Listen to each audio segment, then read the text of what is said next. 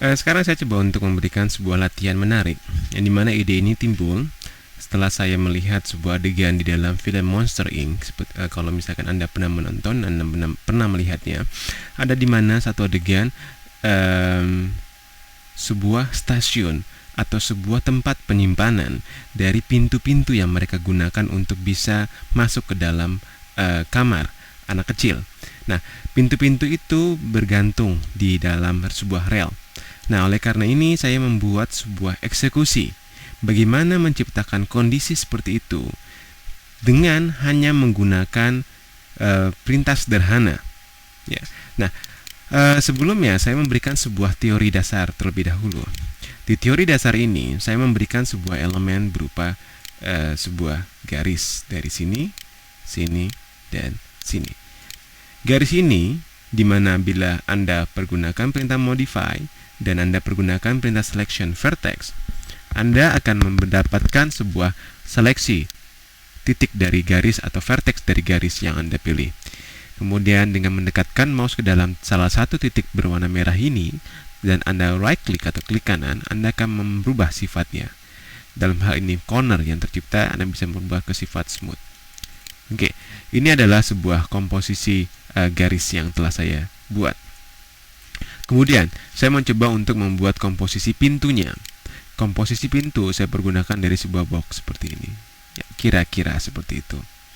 Ya. Oke, saya atur juga di dalam modifier. Oke, kira-kira seperti ini. Oke. Ya. Nah, pintu itu akan bergelayutan di antara rel ini. Oleh karena itu, untuk memungkinkan kondisinya, bila saya menggunakan perintah rotate dan saya merotasi seakan-akan pintu ini bergelantungan, tidak semestinya yang akan terjadi. Dikarenakan seharusnya bila pintu ini bergelantungan di antara tali ini, maka engsel atau pertemuan yang dijadikan sebagai sumbu rotasi dari pintu bukan di tengah dari pintu, tetapi di atas pintu. Untuk memungkinkan kesan seperti itu atau memindahkan titik sumbu yang tadi yang berada di tengah ke tempat yang Anda inginkan, Anda pilih objek box ini, Anda lari ke pemilihan hierarki. Di sana Anda tinggal mengaktifkan efek pivot only dan Anda geser ke atas di tempat yang semestinya Anda akan tempatkan. Seperti ini. Kemudian Anda keluar dari perintah hierarki ke dalam perintah apa saja, dalam hal ini modify. Sehingga bila saya simulasikan dengan menggunakan perintah rotate, maka dia sudah merotate sebagaimana mestinya. Oke, terus kedua, saya pergunakan perintah lain. Dalam hal ini saya pergunakan perintah helper.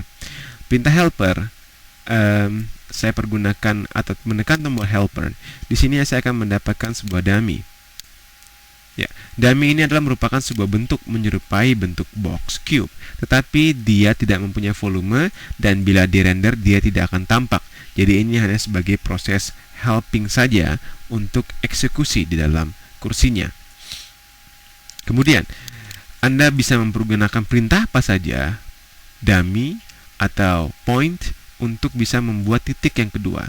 Oke, untuk perintah keduanya saya bikin point. Jadi perintah ini bukan selalu menggunakan point, tetapi Anda bisa pergunakan apa saja untuk bisa membuat adaptasi dua benda helping di atas dan di bawah. Seperti Anda lihat seperti ini.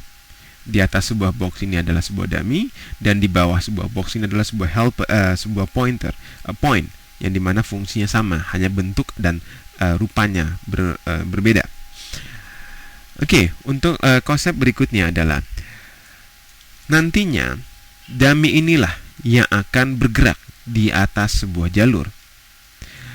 Untuk bisa melakukan itu, bila saya menggerakkan objek dummy-nya, saya gerakkan ke objek ke arah yang saya inginkan, seharusnya di dalam skenario-nya objek pintu ini dengan objek helper di bawahnya akan mengikuti kemanapun dummy ini akan pergi. Untuk memungkinkan kondisi seperti itu, Anda pilih objeknya, Anda pergunakan perintah select. Dengan balik ke dalam pemilihan objek dalam hal ini box, kemudian Anda klik dan Anda drag sampai Anda mendapatkan akan di-linking ke areal mana atau ke objek mana. Saya linking ke objek dummy di atasnya. Kemudian saya memilih pemilihan objek di bawahnya.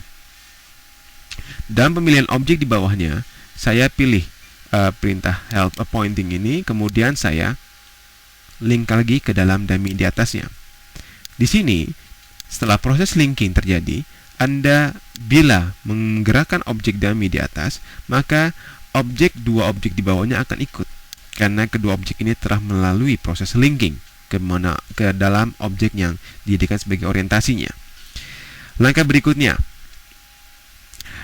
saya saya pilih sebuah objek dummy dan saya perintahkan ke pemilihan motion. Di dalam pemerintahan motion ini, saya buka perintah assign controller, yang dimana step ini telah dibahas di edisi sebelumnya. Saya lakukan proses perubahan position, yang tadinya position berdasarkan sumbu X, Y, Z. Saya ganti dengan berdasarkan perintah path constraint. Dengan kondisi ini, maka Anda akan mendapatkan sebuah perintah baru path parameter. Cukup dengan Anda menekan add path, kemudian Anda pilih path atau jalurnya. Dalam hal ini, saya pilih sebuah garis yang telah saya buat. Maka secara otomatis, dummy ini akan berubah posisinya atau akan berada di posisi tengah-tengah daripada sebuah garis. Bila saya menekan tombol play, maka Anda sudah mendapatkan sebuah pergerakan yang terjadi. Ya. Saya tinggal mengatur sumbu aksesnya. Dalam hal ini saya aktifkan follow-nya. Kemudian dengan follow saya aktifkan, Anda akan mendapatkan sebuah kemiringan yang sesuai dengan arah seperti ini. Sebelum follow diaktifkan, maka benda selalu terorientasi ke satu sisi atau ke satu sumbu.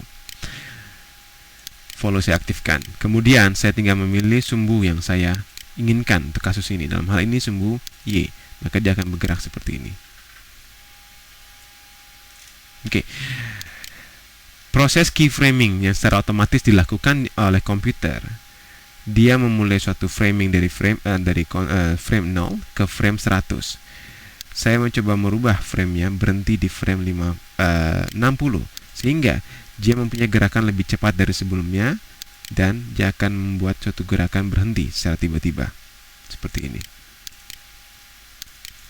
Oke, saya pilih lagi, saya coba untuk majukan menjadi 50. Nah, langkah kedua adalah bagaimana membuat sebuah gerakan atau gaya yang timbul dikarenakan oleh gerakan pertama.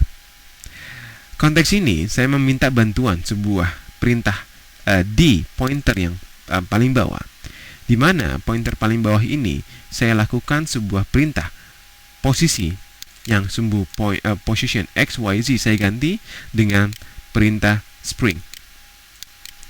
Perintah spring ini sempat saya bahas atau sempat saya singgung di dalam kategori motion control, ya, yang dimana motion yang bisa terjadi dengan menggunakan controller atau parameter. Nah, kalau misalkan di sini saya gerakkan, maka Anda akan mendapatkan sebuah pergerakan poin ini secara otomatis. Seperti itu. Nah, untuk bisa melakukan pergerakan yang lebih dinamis, saya perkecil saya perkecil parameter drag ini menjadi 0,2. Maka Anda akan mendapatkan sebuah gerakan yang lebih banyak dari gerakan sebelumnya. Nah, untuk bisa melihat objek ini secara benar, saya tutup dulu dia. Saya pilih objek box. Nah, di dalam objek box ini saya pergunakan perintah controller juga, yang dimana perintah controller itu saya pergunakan sebuah perintah rotation. Rotation yang dalam hal default dia selalu mempunyai suatu elemen Euler XYZ. Kita ganti dengan cara memilih perintah rotations dan saya menekan tombol assign controller. Anda akan mendapatkan sebuah perintah look at constraint. Di edisi sebelumnya saya mencontohkan look at constraint untuk sebuah latihan mata. Dan dalam hal ini saya menggunakan perintah look at constraint agar posisi rotasi dari pintu selalu melihat terhadap pointer ini.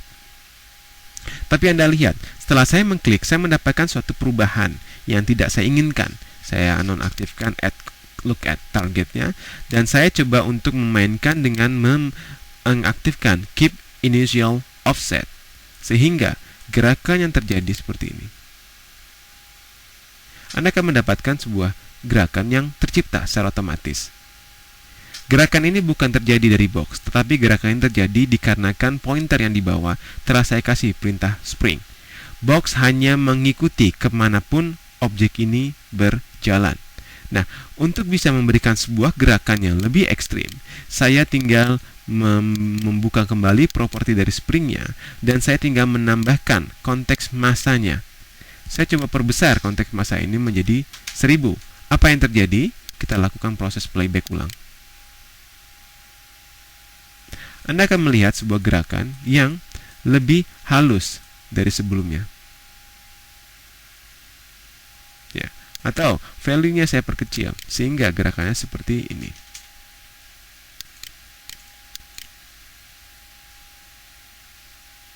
Ya. Banyak elemen-elemen yang bisa Anda tambahkan atau bisa Anda lakukan untuk bisa memberikan kesan berbeda terhadap pergerakan. Nah, di dalam latihan untuk pembuatan contoh dari elemen atau planning yang dilakukan oleh Monster Inc. untuk membuat sebuah pintu berjalan secara otomatis dan menciptakan gerak secara otomatis, saya adaptasikan dengan perintah path constraint untuk perubahan posisi dari si dummy. Saya gunakan kombinasi dengan perintah spring terhadap elemen di dalam untuk memberikan sebuah gerakan secondary, dan saya menggunakan perintah look at untuk objek box agar selalu melihat ke dalam perintah perintah pointer di bawah ini, sehingga kemanapun pointer ini bergerak, maka box akan ikut bergerak. Seperti hasil yang Anda lihat dalam renderan ini.